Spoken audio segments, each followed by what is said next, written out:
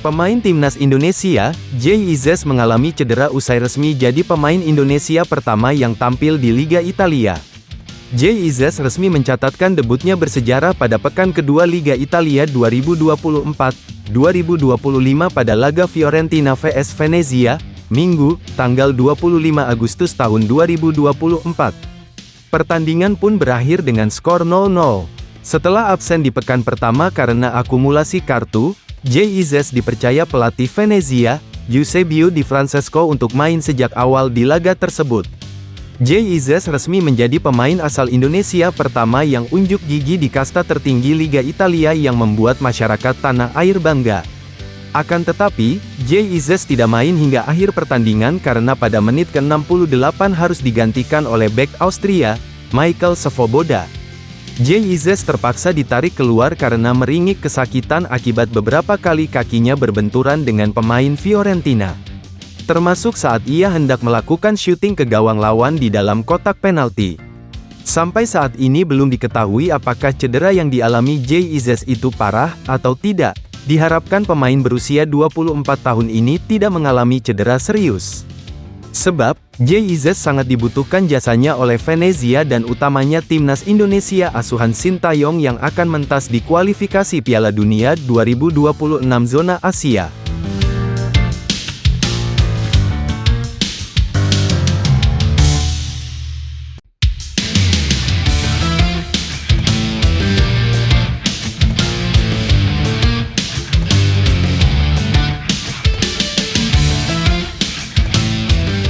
Sintayong tidak mau hianati kepercayaan dari timnas Indonesia kepadanya.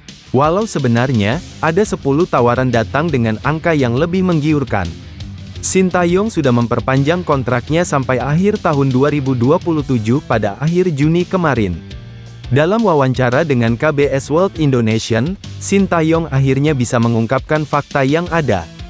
Kalau dirinya, sebelum perpanjangan kontrak dengan PSSI, sempat disodori 10 tawaran berbeda. Sebenarnya saya mendapat banyak tawaran, ketika Piala Asia saya juga dapat tawaran dari tim-tim lain, jelasnya. Sekarang sudah perpanjang kontrak dan saya bisa mengatakannya ada sekitar 10 tempat yang menawari saya. Saya pun tidak memanfaatkannya kepada PSSI untuk perpanjangan kontrak saya sendiri, jelas itu tidak etis, ungkapnya. Sintayong menegaskan, dirinya tidak mau berkhianat dari timnas Indonesia dan PSSI.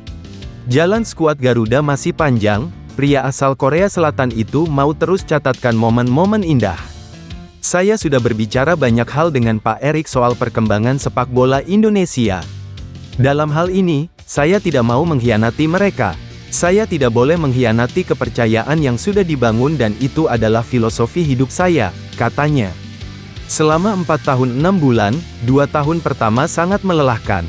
Tetapi, saya sekarang mulai melihat hasil kerja kerasnya. Kalau meninggalkan ini semua, sepertinya terlalu sayang dan bisa saja menyesal, tambahnya. Apalagi para pemain yang setia kepada saya, sudah saya anggap seperti anak-anak saya sendiri. Meski kami tidak berbicara dalam bahasa yang sama, mereka sangat polos dan selalu mendengarkan dengan baik. Hal-hal seperti itu yang menyentuh hati saya, tutup pelatih berusia 53 tahun tersebut.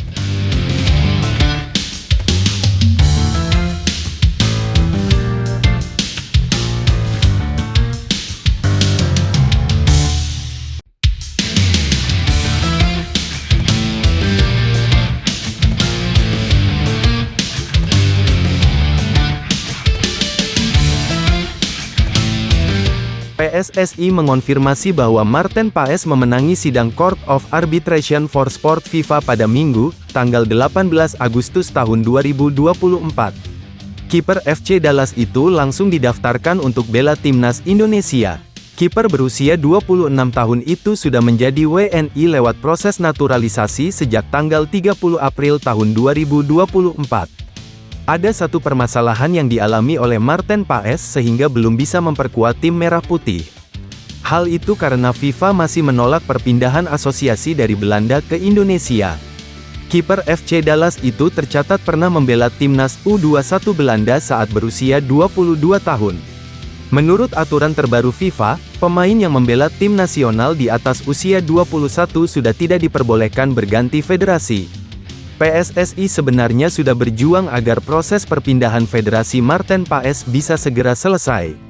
Kini perjuangan PSSI berjalan sukses lantaran Marten Paes sudah resmi bisa membela timnas Indonesia. Ini berarti, kiper berusia 26 tahun itu bisa membela timnas Indonesia melawan Arab Saudi dan Australia. Timnas Indonesia dijadwalkan akan melawan Arab Saudi pada laga perdana Grup C putaran ketiga kualifikasi Piala Dunia 2026 zona Asia di Stadion King Abdullah, Jeddah, Arab Saudi, Kamis, tanggal 5 September tahun 2024. Setelah itu, Timnas Indonesia akan menjamu Arab Saudi pada laga kedua Grup C putaran ketiga kualifikasi Piala Dunia 2026 zona Asia di Stadion Utama Gelora Bung Karno, Senayan, Jakarta Pusat, Selasa, tanggal 10 September tahun 2024. Kabar baik bagi persepak bolaan Indonesia. PSSI pada hari ini menginformasikan bahwa setelah melalui proses yang cukup lama dan ekstensif, Marten Paes akhirnya telah berhasil didaftarkan dan sekarang secara sah dapat bermain mewakili timnas Indonesia, kata Ketua Umum PSSI, Erick Thohir, Minggu, tanggal 18 Agustus tahun 2024. Kehadiran Marten Paes tentu saja akan menambah kuat penjaga gawang timnas Indonesia. Apalagi sebelumnya sudah ada Hernando Ari. Dengan rasa cinta dan bangga terhadap Indonesia serta cita-citanya untuk memberikan dampak positif terhadap sepak bola Indonesia, kami yakin bahwa bergabungnya Marten Paes akan memperkuat timnas Indonesia, terutama dalam menghadapi putaran ketiga kualifikasi Piala Dunia 2026, kata Erick Thohir. Kami menyambut kedatangannya dengan tangan terbuka dan menanti tim nasional Indonesia meraih performa yang lebih baik, tutupnya. Adapun Sintayong akan memanggil 26 pemain ke timnas Indonesia. Timnas Indonesia rencananya berangkat ke Arab Saudi pada tanggal 31 Agustus tahun 2024. Untuk pemain-pemain ABOR, bisa langsung berangkat ke Arab Saudi tanpa harus berkumpul di Jakarta.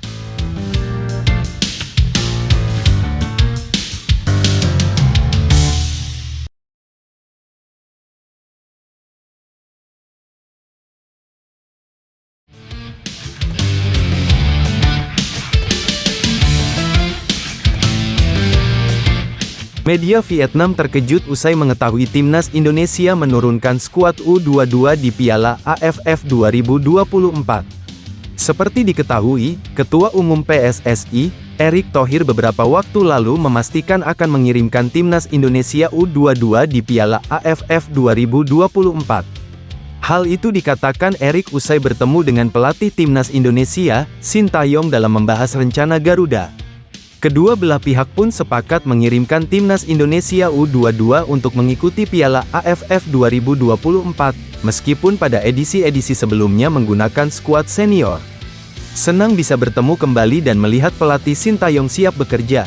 Kami akan mulai membahas persiapan Piala AFF dan SEA Games dengan skuad U22 Indonesia, kata Erick Thohir di Instagram pribadinya beberapa waktu lalu. Saya percaya itu tim akan tampil baik di dua turnamen ini, tambahnya. Seperti yang dikatakan Erick Thohir, Piala AFF 2024 ini menjadi ajang bagi tim besutan Sintayong tersebut untuk menyiapkan diri sebelum terjun di SEA Games 2025. Meski tidak diperkuat tim senior, banyak pemain muda khususnya U22 yang bisa direkrut Sintayong untuk menjadi tulang punggung Garuda Muda pada Piala AFF 2024. Sang arsitek asal Korea Selatan itu bisa mengambil para pemain dari timnas Indonesia U19, yang menjuarai Piala AFF U19 2024 lalu. Menariknya, media Vietnam yakni The Tao 247 justru terkejut usai mengetahui Indonesia menurunkan skuad U22 di Piala AFF 2024. Pada laga timnas Vietnam dan Indonesia, mereka mengambil keputusan yang mengejutkan, tulis pernyataan The Tao 247, dikutip Sabtu, tanggal 17 Agustus tahun 2024. Ini merupakan keputusan yang diprediksi sebelumnya namun juga cukup mengejutkan dari Indonesia, imbu media Vietnam itu. Sementara itu, Federasi Sepak Bola Asia Tenggara atau biasa disapa AFF memutuskan untuk menunda jadwal pertandingan Piala AFF 2024 selama 2 minggu yang sebelumnya dijadwalkan, tanggal 23 November hingga tanggal 9 Desember. Pada Piala AFF 2024, Indonesia tergabung di grup B bersama Vietnam, Filipina, Myanmar, dan Laos. Berkaca dari pembagian grup ini, timnas Vietnam akan kembali menjalin lawan berat pelatih Sintayong dan timnya pada 2024, sebelumnya terjadi di Piala Asia dan babak kualifikasi kedua Piala Dunia.